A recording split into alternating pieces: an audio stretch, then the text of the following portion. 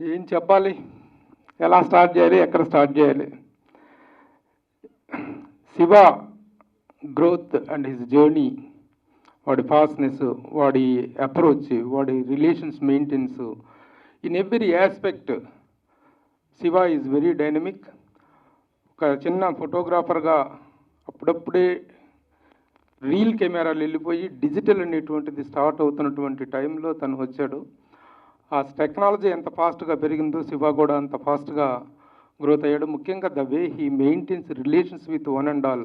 ఆ relations maintenance అనేటువంటిది చాలామంది రకరకాలుగా ఏదో కాలక్షేపాలు చేస్తూ ఉంటే ఎప్పుడు పని పని పని తప్ప మరొకటి లేదు. నేను ప్రతి ఒక్కరి దగ్గర గర్వంగా చెప్పుకునేది ఏంటంటే వాడు వర్క్హాలిక్గా ఉంటాడు. వేరే ఎలాంటి హ్యాబిట్స్ కానీ, ఎలాంటి వైసెస్ కానీ, అదర్ డైవర్షన్స్ కానీ ఉండవు.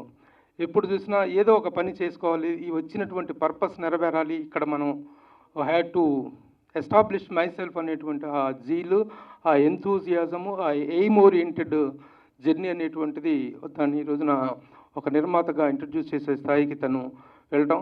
అందులో the title and the poster it self ఈ స్పీకింగ్ వాల్యూమ్స్.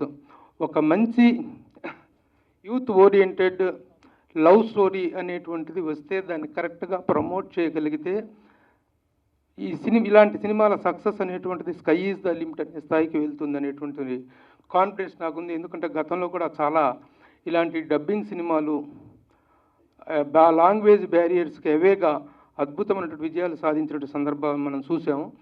అలాంటి ఒక స్మెల్, అలాంటి ఒక సక్సెస్ తాలూకు ఇండికేషన్స్ అనేటువంటివి నాకు కనిపిస్తున్నాయి ఈ టైటిల్లో కానీ, ఈ పోస్టర్లో కానీ, ఆర్టిస్ట్లో కానీ.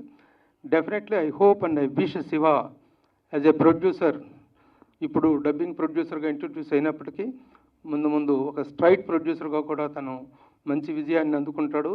తన గ్రోత్ని, తన జర్నీని, తన స్పీడ్కి ఎలాంటి అవరోధాలు ఉండవు. ఎందుకంటే హార్డ్ వర్క్ని నమ్ముకొని, రిలేషన్స్ తాలూకు వాల్యూని నమ్ముకొని వెళ్తున్నటువంటి శివకి అద్భుతమైన సక్సెస్ వస్తుందనడంలో సందేహం లేదు. His hard work is his paying element. That is the secret of his success. All the best Shiva. Congratulations.